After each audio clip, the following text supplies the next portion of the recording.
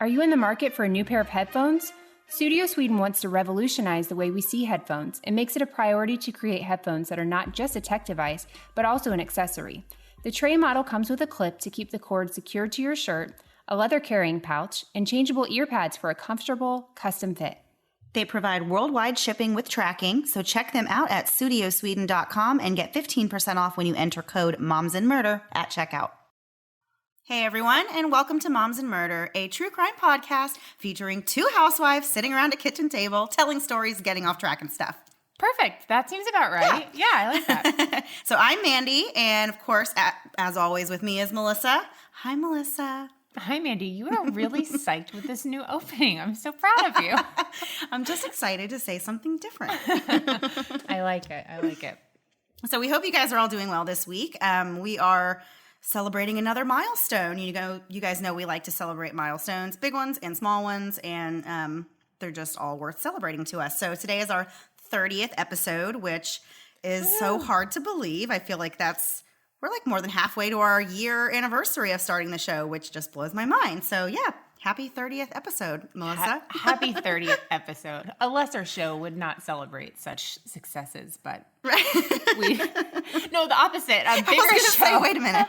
A better show would not celebrate. We're just happy we made it this far. Yeah. So Melissa, do you have any announcements for the week? Quick announcement. We're going to do a new little segment at the end of the episode. More than likely, if you don't hear it, it's because it didn't work out.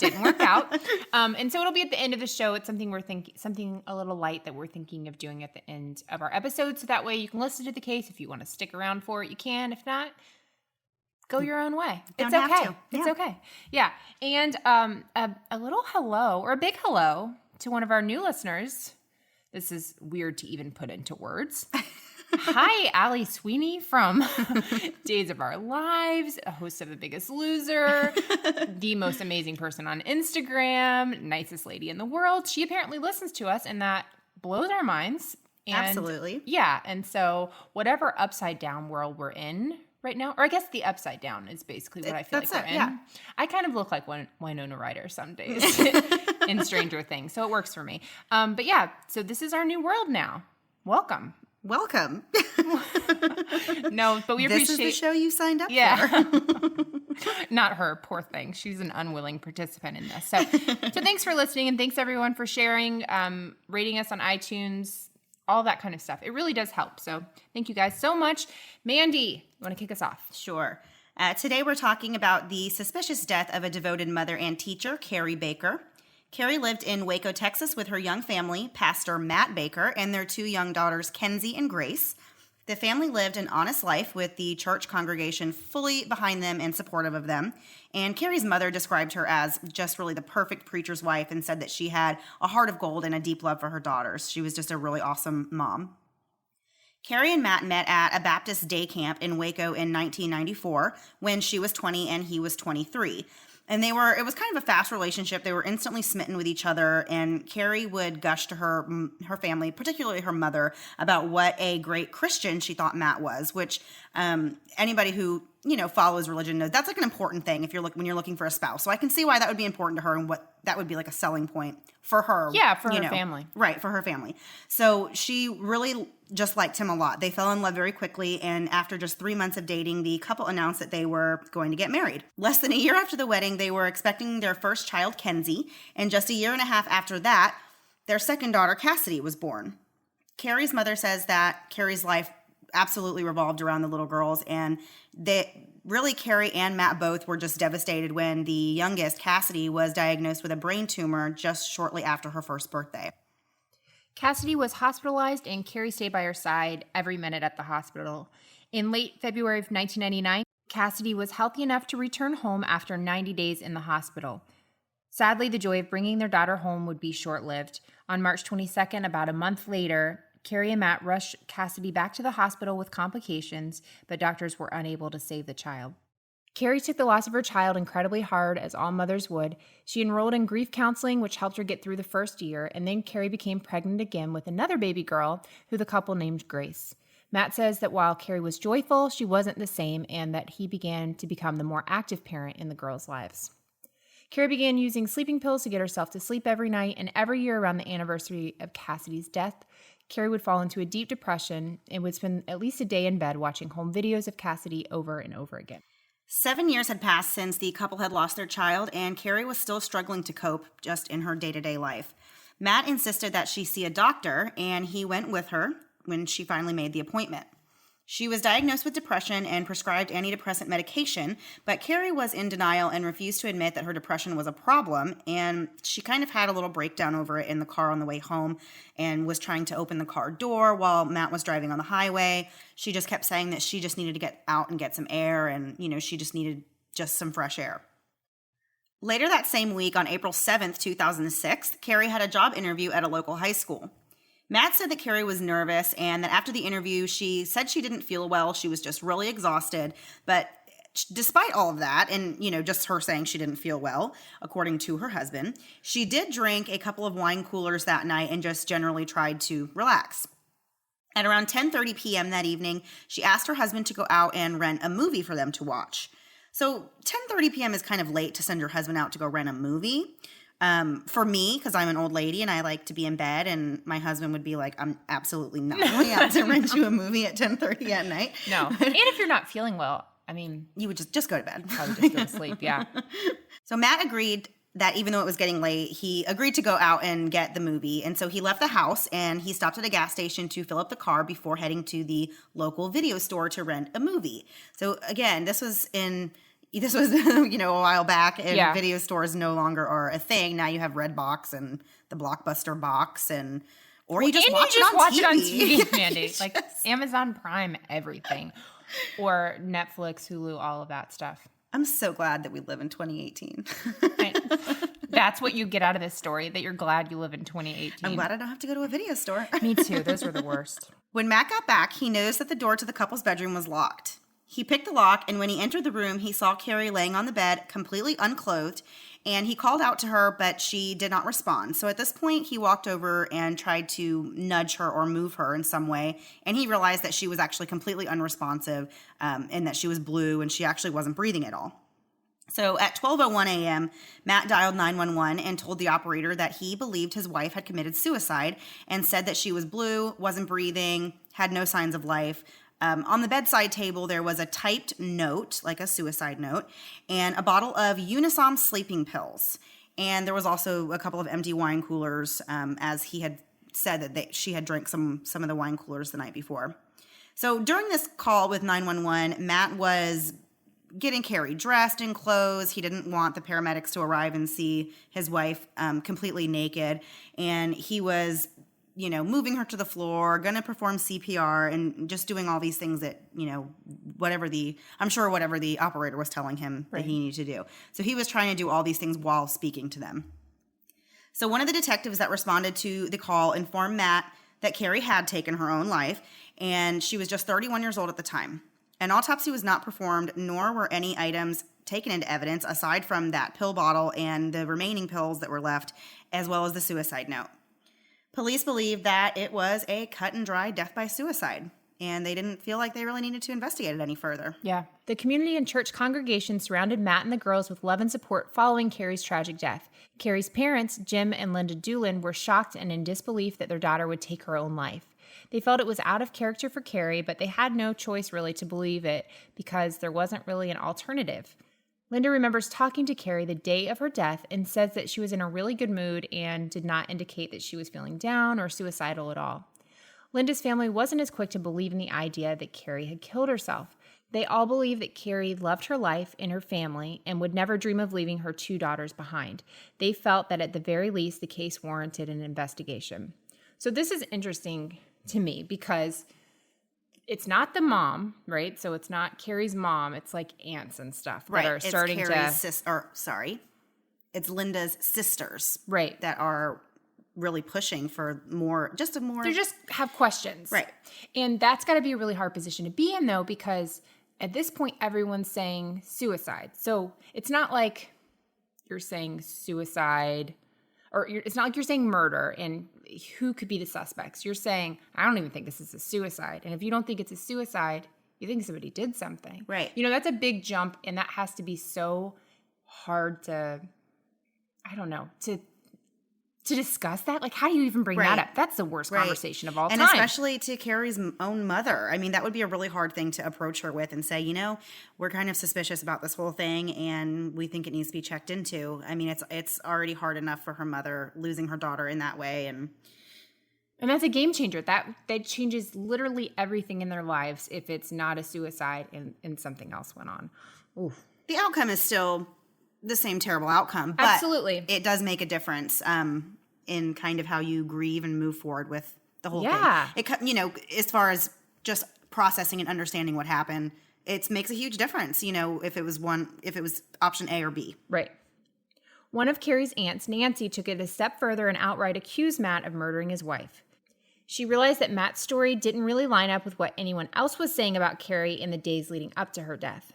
Those who had seen Kari that day said that she wasn't sick, and in fact, she was happier than she had been in the last several days. Kari's aunts felt that if Kari was truly feeling unwell, she would never have asked Matt to rent a movie so late at night, and if she was going to take her own life, she would have never allowed herself to be found in the nude as Matt claims she was. Thank you. Yes. We're like the biggest, we're so vocal about this, but a female is not going to be found nude committing or... Not by their choice. No, not by their choice. That's like, I go to sleep fully clothed, pants, socks, like a hoodie. Right. I'm almost mummified by the time I go to sleep. So the idea that you kind of know that somebody's going to find you, you know, it could be your husband, it could be your kids, it could be the paramedics. You would never do that. No, you wouldn't. But we talked about that in a past case that we covered. So, everyone knows our feelings on that. Yeah. We don't believe that. I'm still fired up. Yeah. That's the first, like, red flag to me that police should even look at, for goodness sakes, at this point. Like, that's just not a typical way a woman's going to want to be found. Well, we don't know if she really was found that way either. That's just what Matt said. Yeah. So, but we'll get into more of that. I'm giving him that. Right. For now. Lastly, the aunts found it strange that Unisom was found on the dresser because they know that Kari didn't take actual Unisom. She took a generic version of it, and she called it her sleepy time pill. When Kari's aunts told her mother, Linda, about their suspicions against Matt, Linda told them they needed to drop it and move on. This kind of goes back to it just being like a real touchy subject to bring up. Yeah. And that would be a really hard thing to believe, that your son-in-law, the man that was really like your daughter's, that was her person. I mean, that's her husband and the father of her children, and they were raising a family, and not to mention his standing in the community. I can see why she would be like, yeah, we're not going to discuss that. And he has custody of your grandkids. Exactly. It would be horrifying to actually entertain that as an option. If it wasn't a crazy obvious thing, I can see how you'd just be like, we're dropping it. Right. This is just how it is. Also, I find it interesting that you say aunt and I say aunt. I mean, that's just something I just picked up. I've never apparently heard you say the word aunt. Yeah. Interesting, Mandy. You're a Melissa or you're a Mandy. You'll have to let us know. Oh, dear God, don't. The group of ladies, the aunts, were not willing to give up, and they began telling... Now you're saying aunts? Didn't I say? You said aunt the first time. That's the problem here, Mandy. You can't change your vernacular as you go along. You made me so confused. Linda's on the word family you use members. for life? They began telling Linda about Matt's odd behaviors that they had previously kept to themselves. They didn't like Matt, and not only were they accusing him of Kari's murder, they were also accusing him of being a sexual predator, which is just like, whoa. Yeah. All of this is coming out now, and that would be a lot, I feel like, to just take on and start realizing. Right. So what had happened was some situations had occurred with Matt, and people that knew about it kind of kept them quiet. Of course, as I said, because of his standing in the community, he was known. I didn't get the impression that they lived in like a particularly huge area of town. Yeah. So it was just one of those things where it was like, keep it quiet. Nobody really talks about these things. Yeah. And you don't want to bring that on yourself. No. You know, it has nothing to do with the victim being the victim's fault whatsoever. But you see that all the time where people don't want to announce it because then all eyes are on you and you've already gone through this crappy situation. Right. So one of the aunts alleged that Matt had made inappropriate sexual comments to her daughter. Good Lord. And she wasn't the only one alleging those types of things. In 1996, when Kari and Matt lived in an apartment together, another resident of that complex claimed that Matt had tried to pick up her 16-year-old daughter. And this part is just so gross and weird. Matt had seen this teenager, I guess, outside of the apartment complex and had just approached her and asked her if she had ever been kissed by a boy. And the girl was like, well, yeah, like, you know, and Matt just randomly moves in and kisses this girl, like, on the mouth. Who does gross. This? Yeah. That is so gross, so creepy, That's somebody and so, like, predatory. Right. You know, very, very strange behavior. That's somebody that's gotten away with it for so long that to you have can just that, do it. Yeah, to have that level of confidence to even do that. And also, this guy's super ugly, and I don't understand where he got his confidence. I can say that because he's a terrible person. He is not good looking. No. So Matt moved from job to job frequently, but he had also been warned about his behavior with women at the church youth center where he was working at the time. And then there was a woman named Laura Wilson, and she met Matt in 1991 while they were both student athletic trainers at Baylor University. She said that one night while she and Matt were alone together in an empty locker room, they were cleaning for the night, Matt grabbed her inappropriately. He denies having any kind of situations or harassing these women in any way, says that all of them are lying, which, come on now. That's convenient. Yeah. I can see, you know, maybe if it was one person that you really had like a weird thing with and they were just trying to get back at you, and I could say, well, you know, maybe I'm sorry, but if multiple people come out against you and say that you have conducted yourself inappropriately, chances are you have. You know, people aren't just making that up. Right. Upon hearing about Matt's alleged inappropriate conduct, Linda agreed with her sisters that Kari's death needed to be considered further, and a team of women dubbed themselves Charlie's Angels, and they set out on their own mission to investigate. They worked tirelessly following leads and retracing Matt's steps the night of Kari's death. There was just a lot that did not add up. I love this part. Right? Where they all get together and they form their own little team and investigate. And I feel like that would be me, like if I wasn't satisfied with the outcome or what the official ruling was. Yeah. I would be the one to like round up a team of people to go and figure it out myself or try to. See, previously I would not think that about you. Mandy's been extra feisty this week, and now I'm like, oh yeah, Mandy would write the president. She's just all over.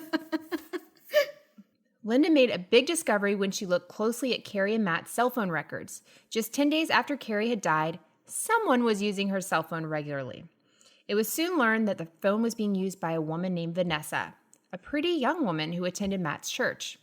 The records showed nearly 1,700 minutes of phone calls. I just really need to emphasize that. That is so many minutes. I probably don't talk 1,700 minutes on the phone in a year. Yeah, no.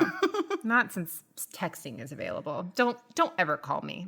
This is before texting. I understand, but for now, don't ever call me. Just don't. I'm not going to answer. I'm going to ignore you. Find another means. Yeah, find another means. Write me 911. I don't care. I'll call you. So 1,700 minutes of phone calls between Matt and Vanessa. Furthermore, upon even closer inspection, the records showed that Matt had begun calling Vanessa before Kari had died. When the women brought the information to police, Vanessa was questioned, and she told detectives that she did begin dating Matt, but it was only after Kari had passed away. Police were intrigued by this and wondered if they may be on to a possible motive for murder. Linda and her team of angels hired Bill Johnston, a former federal prosecutor, and hit the pavement hard with building a case against Matt. 3 months after Kari had been laid to rest, Linda agreed to have her body exhumed and have an autopsy performed. The results came back in September of 2006, and they were inconclusive. There was no official cause of death determined, and Kari did not have any traces or remnants of pills in her stomach, although this wasn't particularly surprising as it had been 3 months since her body had been embalmed and buried. They did find evidence of Unisom and Ambien in Kari's muscle tissue. As the investigation picked up steam, detectives checked into Matt's computer search history. On the computer network at the youth center where he worked, there were searches for, I'm quoting here, overdose on sleeping pills. And she's using finger quotes while she quotes. Yes. And there was also searches for overdose on Ambien, which, as I just said, was one of the drugs that happened to be found in Kari's autopsy report. So Matt explained these searches by saying that he simply was concerned about the amount of sleeping pills that Kari needed to fall asleep and that it was getting harder for him to wake her in the mornings. And so he was searching the internet for information because of that. So honestly, I'm the person who would go Google these things out of like, just because I give him that. that makes seems sense legit to me. I mean, I guess it seems sketchy given the circumstances. Sure. But I could see myself typing in something like that. Like, just all you're doing is looking for more information on those key terms. And so, like, you want to find out whether he could have possibly been looking for, like, how much does it take for someone to overdose? Or, like, is she taking enough that can kill her? Right. Things like that. So, to me, I thought that was a reasonable explanation. Yeah, that makes Although sense. it is kind of, I can see where it's a little bit on the line, but to me that's reasonable. I search all kind of weird stuff. Weird stuff, you know. Yeah. So, if anyone pulled our search history right now, any open cases of murders, we look like we're plotting many murders. So many murders. My husband's like, I don't ever worry about you killing me because there would be so much evidence against you just because of your vast knowledge. You'll never get away with it. Even if you didn't do it, though. I know. That's the I worst pray part. every night nobody will murder him for multiple reasons, but one of it, I would not do well in jail. If you listen to as many podcasts as us, you understand the importance of good quality headphones that not only have impeccable sound clarity, but are also comfortable enough to wear for long periods of time throughout the day. Mandy and I recently ordered the newest model of Studio Sweden brand headphones, the Tray, and we're so excited to share a little about them with you. The Tray model are wireless Bluetooth earbuds with 9+ hours of active battery life and 10 days of standby life. These headphones provide sound transparency, which is great for moms like us who want to be able to listen to our pods and music while still being aware of what's happening around us. This feature, along with the fact that the earbuds are made of sweat-proof material, would also make them a great choice for those with an active lifestyle. They provide worldwide shipping with a tracking number, so check them out at studiosweden.com and get 15% off when you enter code MOMSANDMURDER at checkout. Hey guys, as you know, I'm someone who loves knowing a little about everything. I love the news, I love entertainment, I love it all. But sometimes I don't have enough time to get all the information, all the little details and the minutia of everyday news because my goodness, it's constantly going.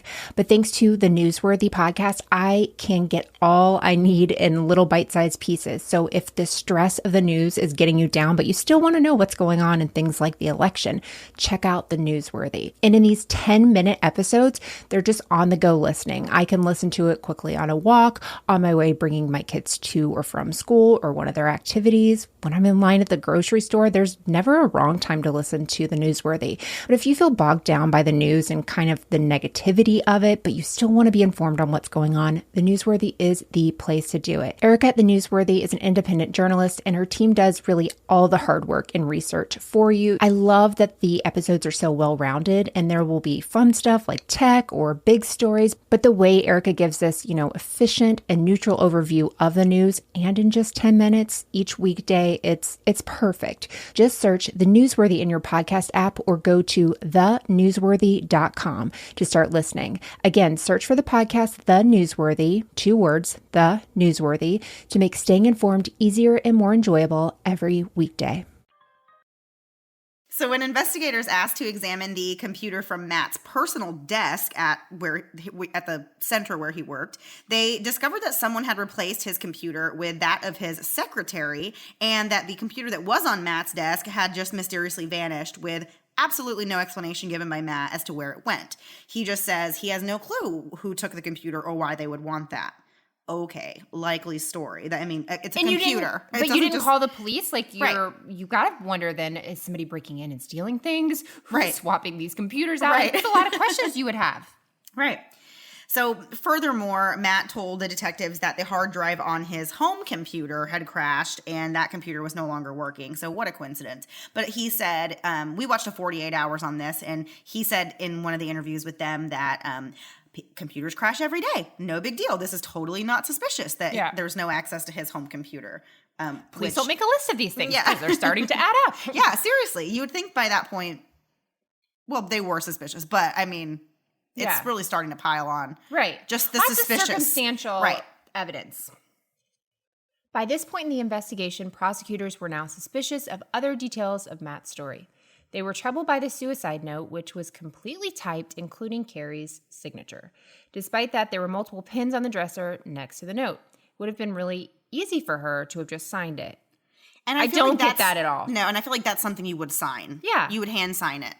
Guys, I try not to use my printer. And if Right. I'm like frantically trying to do something before my husband gets home, I don't have time to figure out a printing situation. I am always highly suspect of typed suicide notes Yeah. because I just feel like it's way too easy for someone to fake it that way. Oh, and so, but absolutely. you would think that even the police, upon first glance, like, oh, this is a completely typed note. That's Right. kind of strange because it just seems like a weird thing, you know? Yeah. I mean, maybe not, but I can, to me, it just seems like that wouldn't be the first choice. The second a printer's involved, I'm not doing it because I can never find our printer. It's always like lost in my computer. It just doesn't even know it exists. It's a whole thing. You know, it takes me forever to Oh, I print know. stuff. Well, in mine, I'll send it, and then like the data will get lost somewhere in the air, and it will print out like 5 hours later, like after like I've already 72 given up copies of it. Yes, Yeah. yes. Okay, so printers, no, hard pass Printers, on printers. guys. It's not happening.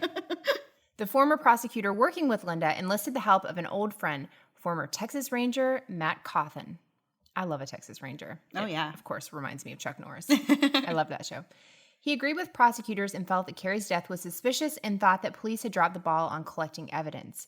He felt that the printer, the bottles of alcohol, and an immediate autopsy all should have been collected and done at the time of Kari's death.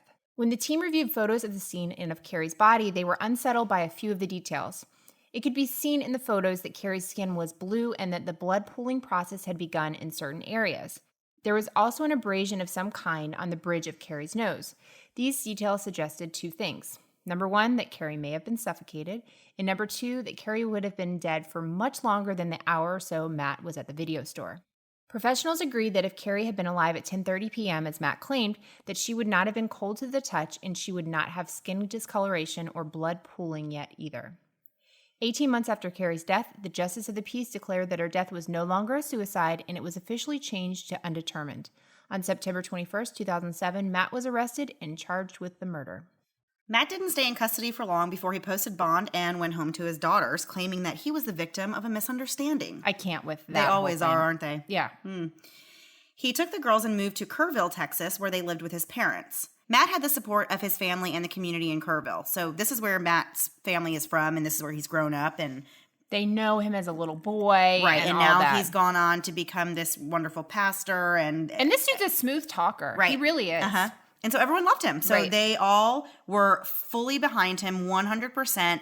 They absolutely did not believe, or I guess didn't want to believe, that this man could commit such a terrible crime against his wife. Yeah. That's just, it didn't fit. That does not want to be, that you don't want that to be the first option at all. Like, I can see looking at any other option. And if you know somebody and the other option is suicide and they're saying, I didn't do this, I can see how it'd be easy to say, well, I know him. He's a good guy. Right. Yeah. And he's never, I've never felt like got a weird vibe from him or anything like that.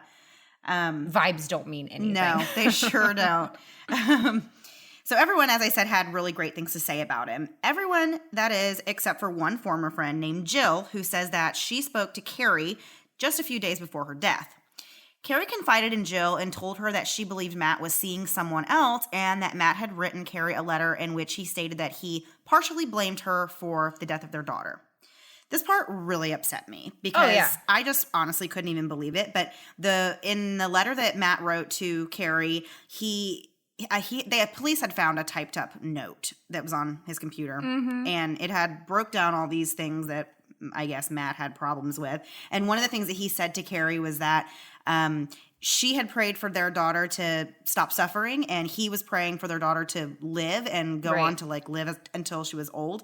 And he said he felt that God answered Kari's prayer and their daughter died. And so this was his justification for telling his wife that he felt she was partially responsible for the death. That's going to be helpful to somebody that's already suffering with depression and feels terrible and lost their child to now blame that person and question their faith in God and everything. That's just well, as this goes on, you gross. just find out so much more that this guy Matt is just like such a con artist and a liar, and just like he's not a nice person. You know, you find it starts becoming more and more clear at this point. It's like, who writes a letter to their wife like that? You know, and like that's absolutely terrible. That's honestly the lowest thing you could do. I cannot think of anything lower. No, I can't either. So the day before Kari died, she spoke with that friend Jill again, and Jill said that at this time, Kari was happy and hopeful, which is kind of the same thing that several of Kari's friends said about her state of mind that day that she died. So we're going to recap a couple things that did not add up with Matt's alibi.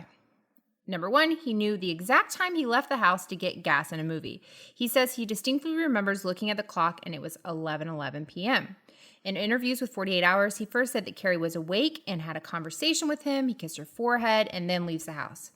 2 months later, in another interview with 48 Hours, Matt said that Kari had rolled back over and gone to sleep and that she was asleep when he left the house that night. Real dumb of you to go on 48 Hours with 2 different stories. Well, that was like the whole thing. Right. He had all this time in between. They've already charged him with murder. He's bonded out. So now they have this pending investigation. Right. It's a murder case. They're trying to hopefully take this to trial. And so really, his attorney should have been like, dude, shut up and don't talk to anyone because everything you say can be used in court against you. So don't go on 48 Hours. For starters. But that says a lot about him and his personality, that he just thought he was above the law. Like, he was too smart for everybody. Look how much he's already gotten away with, really. But his whole life is kind of a lie. Like, he's portraying to be this one person and being a sick creep, in another way. So number 2, Matt also claimed that the first time he knew that Kari took her own life was when the detective showed him the suicide note. But when he called 911, he clearly says to the operator he believes his wife committed suicide. That would not be my first thought to even say. No, but if that would just be like thinking, I would think heart attack, I would think a million other things. But even if you had seen the suicide note on the table and the pills, you would say that. You would say, oh, I got home and I found X, Y, and Z things and my wife is in this condition and this is what I think could have happened. Yeah. You wouldn't, but clearly he thought that, but he did go on and say, well, I never knew, it was so hard for me when the detective brought me that suicide note because I had no clue and I was just so broken up and shocked. Well, that doesn't really add up because he said it in the 911 call. Which is recorded, you doofus. Right. So all this stuff is on tape, but he just tries to manipulate and get himself out of everything. So the third thing is that the note was actually very self-serving. It was all about Matt, and it was never critical of him, and it was really actually apologetic towards him. I'm sorry that this happened and, all of that, but never like, this sucks, everything sucks, and I'm sorry things weren't better or whatever. But she did not put any blame on him, which she could have done easily. Right.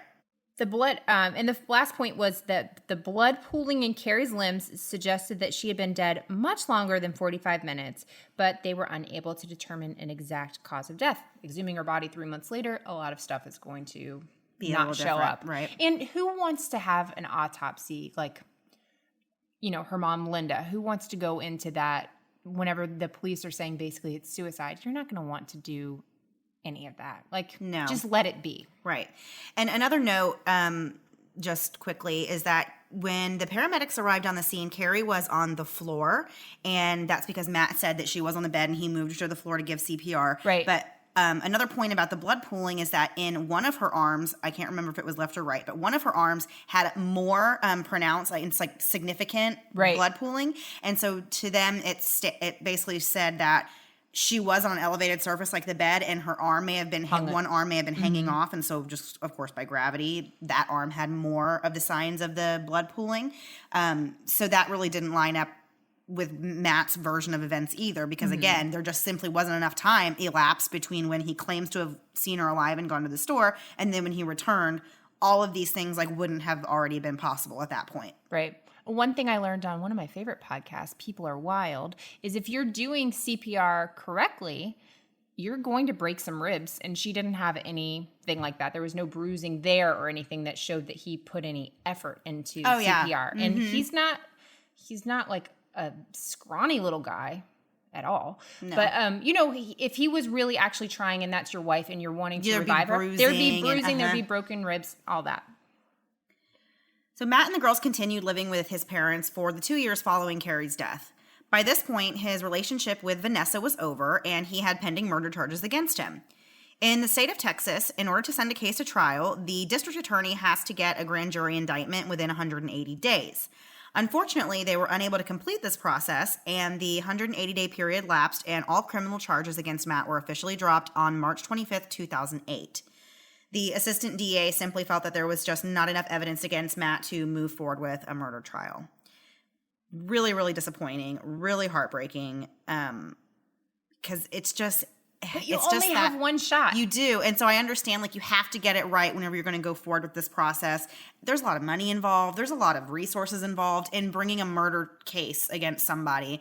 And you can't do it unless you really have a shot at it. And so it's just so frustrating. And I feel like there is so many things, but you're just almost there, but you just don't quite have it yet. Right. So that's really disappointing and upsetting. Of course, he was just thrilled and thought that he won the lottery, I guess, because this time period ran out on him, and he went around telling everyone how blessed he was and all of that, and it was just a mess.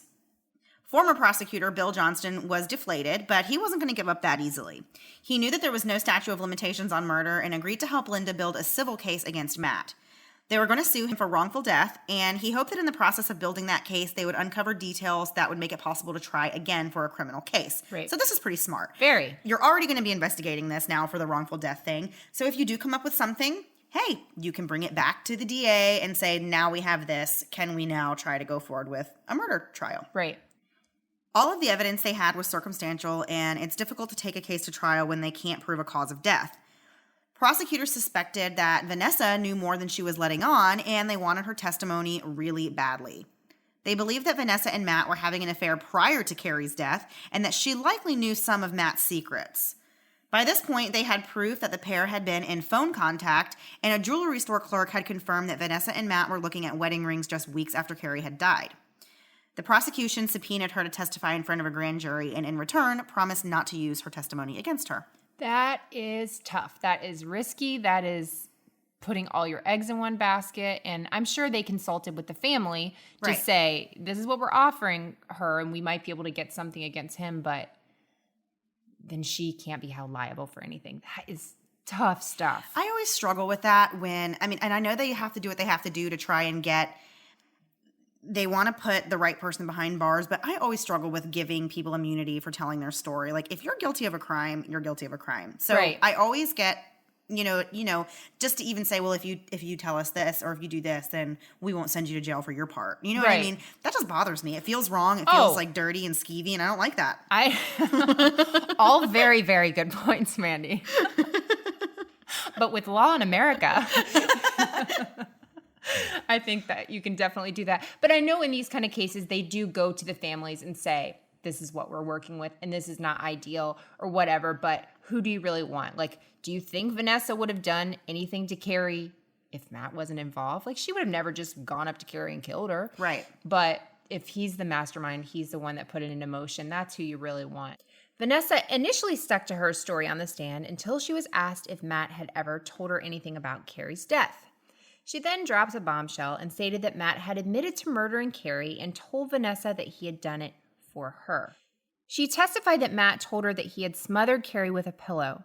In March 2009, Matt was rearrested and charged with murder for the second time, and the state's star witness in this trial would be none other than Vanessa. I truly believe that Vanessa paid attention to him at some point, and she was really pretty. She was way out of his league. Was. We're not that shallow on this show, but honestly, there are some very obvious things, and one being he looks like a little hermit man, and she was really pretty and out of his league. And she was really young too. I believe she was only 24. Yeah, at the time she was. So if we know that he goes after younger women already, but to me, it almost seemed like she was a prize to him, and he looked at her as like this trophy. And she even says something about that, that it was like she's his dirty little secret, which gross. I would have kicked that small man in his small parts. When prosecutors made their opening statements in the trial, they laid out the situation in front of the jury, telling them about Matt's questionable past behavior and his affair with Vanessa. Matt's defense attorney, Guy James Gray, adjusted his opening remarks and told the court that it was true, that Matt was having an affair with Vanessa and that they had lied to their families and to the police, but that did not make Matt a murderer. He told the jury that Kari had taken a mixture of medication that led to her death. 3 days into the trial, Kari's mother, Linda, took the stand and testified that Kari's grief counselor had shared information with her about Kari's sessions. Kari had told her about her fears that Matt was trying to kill her, but also that she had found a bottle of unidentified crush pills in Matt's briefcase. The jury also heard testimony that Matt had visited a website and placed a generic version of Ambien in his shopping cart, although that purchase was never made. They were unable to determine whether he purchased Ambien from another source. That's also sad because she's telling her grief counselor who, like, I don't even know exactly the laws on that, but there is, like, confidentiality there. And I guess what do you do? I don't know, because I know that they have a duty, like if you say you're going to kill yourself, they have a duty to report it and step in and get you the help that you need at the time. But I don't know what they can really do if you're just saying, I think my husband's trying to kill me. Well, I'm sure they suggested she go to the police or something, and Right. she probably said, well, I could be, who wants to think their spouse is trying to kill them? Right. But also, had the police investigated anything earlier on, and he has a crushed up bottle of pills in a briefcase, that could have been helpful early on. Right. Yeah, it would have been nice to know that about that. Mm-hmm. So on the fourth day of the trial, Vanessa was called to the stand where she admitted that she had lied about the affair. She told the jury that she met Matt in the fall of 2005 and that Matt had approached her at church and told her that whoever found her was going to be a lucky man. First of all, that is the creepiest thing, that a man can walk up and tell a woman he doesn't even know. Yeah. It is, right? No, it totally is. Like, hi, I have a personality. Thank you very much. I mean, people are always complimenting me on my looks, so I get what was happening with her. No, I'm just kidding. But no, really, it is like, I would be turned off by him automatically. Just like, ooh, please don't try so hard. Right. Yeah, no, seriously, I would too. And I don't know if it was because she was younger and maybe not as experienced with that kind of thing, but yeah, that would just be... 24, she's not a baby. Well, she was married. She was. And she was going through a divorce or had recently been divorced. So that kind of tells me she may have met her first husband when she was really young and didn't have a lot of experience in the dating world or anything. Or have a lot of experience with, with interactions with different kinds of people in order to know, like, okay, this one is weird. This one is thumbs up, normal. thumbs down. Yeah. She would be terrible on Tinder. Yeah. So Matt told Vanessa that he had actually counseled people going through divorce before, and he had lost a child and all these things, basically selling himself as a trustworthy person. Manipulator. Yes, so manipulative. He's preying on her. Absolutely. And, is using his credentials, whatever they were, to get her to talk to him and get closer to her. And that is just disgusting. It is.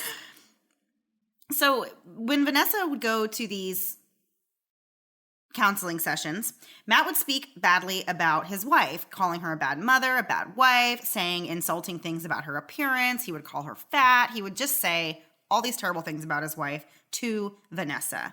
Another thing. That's like a red flag. Why? Obviously, this is not a good person. Yeah. First of all, he's married, number one. Yeah. So just step away. Yeah. But secondly, whenever he starts talking crap about his wife in front of you, that should immediately be like, whoa, like, I don't know if I should continue on. So the person he promised to be with forever and love forever and all that, he can talk badly about, but you're new here, so he's nice to you. What's going to happen in a year if you make him mad or you gain weight or whatever? Like, it's just ugly. So at some point, Matt convinced Vanessa to attend counseling sessions in his home. This just gets more and more inappropriate. Dear Lord, Vanessa. I know, just step away at any time. You could stop this. So after one of these sessions in Matt's home, he asked Vanessa if he could hold her hands to pray with her. And she agreed, but she said that after this prayer was done and this counseling session was over, he just made a move on her and started kissing her and then initiated this trip to the bedroom where they slept together. Vanessa says that she was remorseful about their little encounter, but for some odd reason, she allowed the affair to continue. So in the meantime, of course, Matt was telling her that he wanted to be with her and he wanted Kari out of his life. So Vanessa stated that Matt had told her the story of Kari's death just a few days after it had happened, but of course he told her to keep quiet about it. According to Vanessa's testimony, Matt gave Kari a mix of wine coolers and pills that he claimed were some type of sexual stimulant, but in reality, he had filled the capsules with crushed Ambien. So he then handcuffed Kari to their bed until she fell asleep, and at that point, he grabbed a pillow and began to suffocate her. His first attempt was unsuccessful, and he was startled when Kari made a gasp for air, so he then placed the pillow over her face a second time, making sure to hold it over her nose and mouth until she stopped breathing. I think that's just so terrible. I don't know how a person could actually do that to another person. No. That's terrible. It's not even quick or anything. Like, it's just Yeah. Like, you have something mentally wrong with you to be able to actually do that. It's been a while since I've had a baby of my own, and some days I miss it so much. The baby cuddles and baby smiles, but when it comes to diaper rashes, not so much.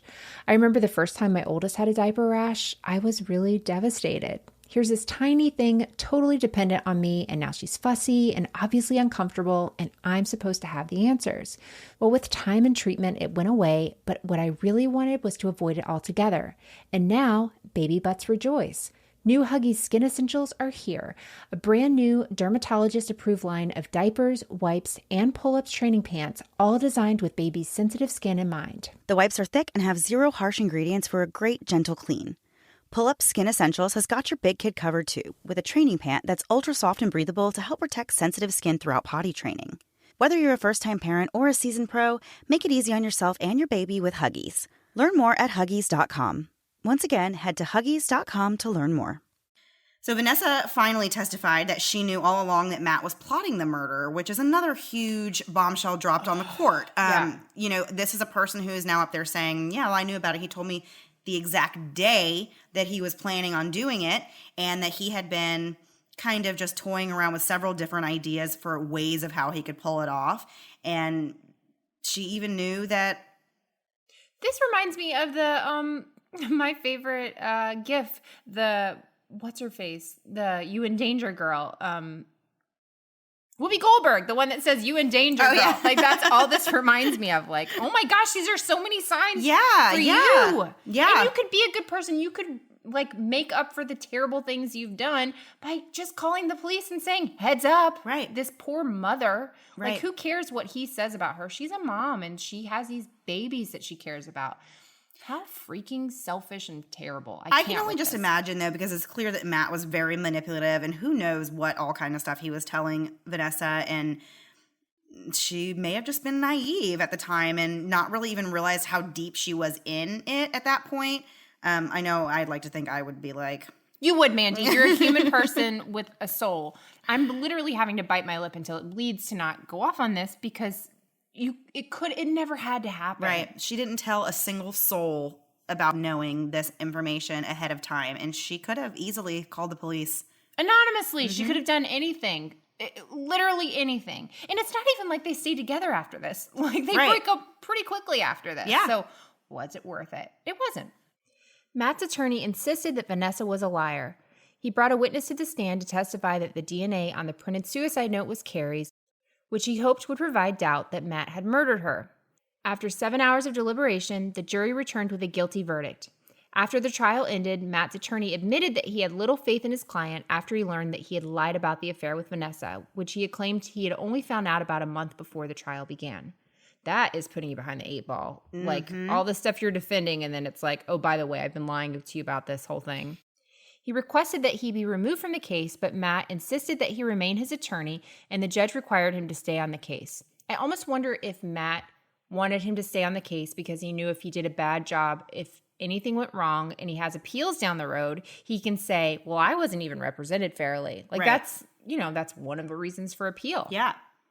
He has since said that this is the only case where he has ever wished he'd never taken it and that he had absolutely no heart in it. That's terrible. I feel like that would just be a really awful, like, gut-wrenching feeling and to have in your career, like, a moment like that where you're like, man, I really wish I wouldn't have done that. Or, yeah. you know. I mean, he had no idea. It's not his fault going into it. He really did think, you know. He was innocent. He was innocent, or at least that he could not be proven to be guilty. There was not enough evidence against him.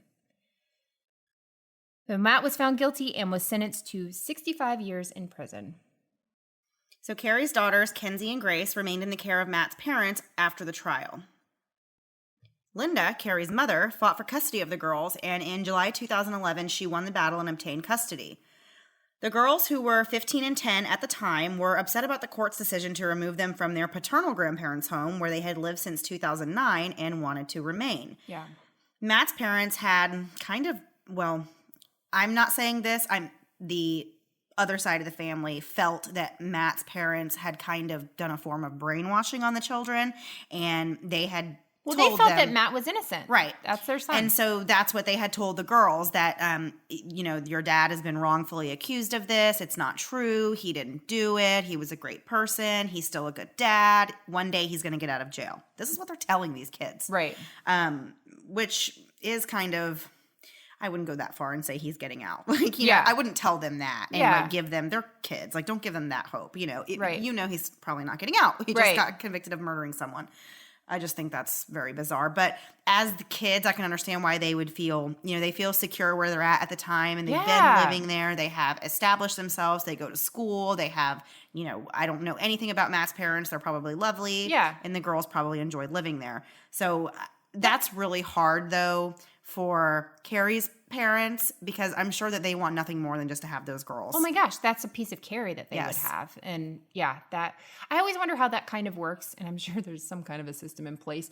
If why don't the children automatically go to the victim's family? That's why what does you it would go think. to the Right. convicted killer's family? That doesn't make sense at all to me. So Well, I'm sure that was a factor in why they ended up saying, they ended up granting custody to Linda, because I'm sure that had something to do with it, I might be giving this too much thought, but remember Matt moved back in with his parents. I almost wonder if I am really giving him too much credit, but if he kind of knew they have this relationship, they're living with those grandparents will, don't take them out of this home that they've Right. known.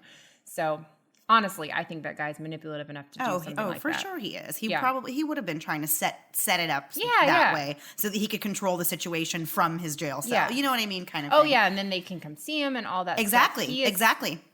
Yep. the worst kind of person. So Matt actually, just 12 days after his conviction, he was disciplined in jail for making obscene sexual hand gestures towards 2 female inmates. I hate this guy so much. This is just 12 days after he's convicted. But how does this happen? Where are you around female inmates? I don't know. Explain that I guess part it was to me. some kind of co-ed jail, or maybe they have Mandy, times I where think they're we're together. No. Have you not watched 60 Days In? Because they are in different sections. They are not seeing each other. Well, were they? Well, this wasn't that. This is still current. This is not that long ago. This is since 2000. But maybe they are. Mandy, this was not on the Oregon Maybe- Trail. Listen, I'm just telling you what I found. He made I hand believe it. gestures at 2 female inmates. I don't know how he was in contact with female inmates. Don't ask me the hard questions. Yeah. So anyway, that just, it just says more to me about him and his perversions, and just, he's not a good dude. No. Yeah. So he did file an appeal, but the appeals court refused his appeal. So Good. woohoo. Good for Great. them. So, guys, that was our story on Kari Baker. Now we're going to do our new segment. Melissa, what's our new segment going to be called? It's called Last Thing Before We Go. Isn't Last that thing- original? Last thing before we go. Hashtag last thing before we go. So we decided to ask our little Facebook group if there was something they would want us to quickly talk about to kind of lighten the mood after a case, because some of these cases are really tough. And while we try and keep it light, it's murder. Sometimes you just need Sometimes you need like a palate cleanser. Yeah. Let us be your palate cleanser. Yes. But don't, because that's weird. So our idea that, always, I'm already taking more time than I meant to, but our idea was just to kind of have something that we talk about really quickly and you guys can decide on it. So you can send us Twitter, Instagram, whatever, hashtag, what did I call this? Hashtag last thing before we go, or some variation. We'll find it. Don't worry. So the first one we decided to do was we're going to spend 2 minutes talking about, and it's timed, Mandy. So if you're passionate about this, you need to just get on board and get your words in, because I will fight you if you do not agree with me on this. Jeez. Very extra salty today. So we're using the idea of best binge-worthy show. So these can be ideas like podcasts we like, some crazy conspiracy theory Mandy likes, reality TV I like, or whatever. Foods, doesn't matter. Kids, parenting, whatever. Just something fun and light. So, Mandy, for 2 minutes, we will quickly discuss your favorite binge-worthy shows. Ready? Sure. Okay, so go. I'm going to start with Breaking Bad. Yes, that's okay. Well, time's up, because that's the one I would pick. Yes, if you haven't watched Breaking Bad, Matt in our group, who's so wonderful, one of our listeners, he just started it. He actually questioned if he should start it. Oh my gosh. And everyone, of course, jumped in and was like, are you kidding? Of course you have to watch this. Yeah. Melissa and I both watch this show the whole entire way through, probably once a year. I mean, I'm actually approaching the time where I should start watching it again. Right? I'm getting like a little itch. Yeah. And especially now talking about it. Yeah. It's great. If you've never seen the show, it's so good. The themes in the show are, of course, not suitable for children. Well, duh. Well, some people might not know that if they've never heard of the show. Okay, guys, it's about a teacher who decides to sell meth to help his family get money for his cancer treatment. That's not giving anything away. You find that out in the pilot. Yeah. No, it's... And if you're living on planet Earth, you know that much. Right. I'm not going to apologize. So what's your favorite part about Breaking Bad? Everything. I love Jesse. Well, we can't go into the people. I don't want to do too many spoilers, I know, because... What's your favorite part about binging something, Mandy? What do you like about binging television? Is there another bingeable TV show? We only have 45 seconds left. I don't know. My favorite part about binging something on TV is that I don't have to wait for the next episode. So I like to watch things that already have like the full series available. Right. Or a whole season available because I don't like to wait. And especially if it's really good. I want to be like, I want to go to the next episode. So that would be my favorite thing about binging something. Also, binging equals eating snacks. So yeah. Food, count me in. Perfect. The only thing I have negative about binging is that Netflix will judge you when you binge things. After about 4 episodes. Yes, Netflix. Shut up. Go harass somebody else. Of course I'm still watching, and now I have to find my phone to push play to keep this going. I just want to watch this and fall asleep and eat a bunch of salty and sweet snacks, please. That is our 2 minutes. Thank you for joining us. I'm literally whatever that was. I'm going to spend the next few days deciding if I want this to be in the episode or not. We'll see. Okay, we might need to up the time limit to like 3 minutes because 2 minutes of talking is just not enough. It depends on the category. So we'll come up with some other categories. So it's a floating time. But we will keep it timed because otherwise we did have some other good suggestions that we could have chosen. So maybe next week we'll choose one of those other ones absolutely. That was suggested in the group. There was one about what's our favorite go-to meal to cook when we're tired and everyone's hungry. And those Not will be a meal. Right. Those will be fun ones to discuss as well. So hopefully we'll get the ball rolling with this, and we'll just who knows, it can turn into like right. a point counterpoint sort of thing where you argue your points. We missed having all of our I'm Invincible win on my Dateline. That was always a fun thing to do at the end of the show. So we're just trying to bring something like that back to the show. Yes. So if you guys have a suggestion or want to hear us just randomly talk about a random topic, send it to us and we will. What's the hashtag, Mandy? Last thing before we leave? Last thing before we go? You got it. Okay. Well, the last thing before we go is we're playing a promo this week from our dear friend Lanie, who has a wonderful show called True Crime Fan Club. And we're all just pretending. She has 2. But her voice, I hate complimenting her because she's just basically an egomaniac. I'm just kidding. She's absolutely wonderful. But she has such a good voice where anytime I hear her, I'm like, Mandy, why are we even doing this? I know, I agree. My voice sounds like nails on a chalkboard compared to this. No, yours is great. Mine's a little on the harsh side. Oh, I can tell by the jumps that the thing that we use, the editor takes whenever you talk. Like, we have very different vocal stylings. But that's what makes us us, Melissa and Mandy. Together forever. Okay. You guys have a great week. We're never doing this again. Okay. And listen out for Lanie's promo. Bye. Bye. Hey guys, it's Lanie, host of the True Crime Fan Club podcast. If you're a true crime addict like I am, then my podcast is for you. It's a podcast for the ultimate true crime enthusiast, giving you a glimpse into the life and crimes of the most demented minds. You won't want to miss an episode. Thanks so much for listening to the Moms and Murder podcast. Make sure to check back with us next week for a new episode. You can also find us at momsandmurder.com, where you can connect with us via social media. Please make sure you subscribe and give us 5 stars, because giving us 4 stars would be a crime. Thanks so much.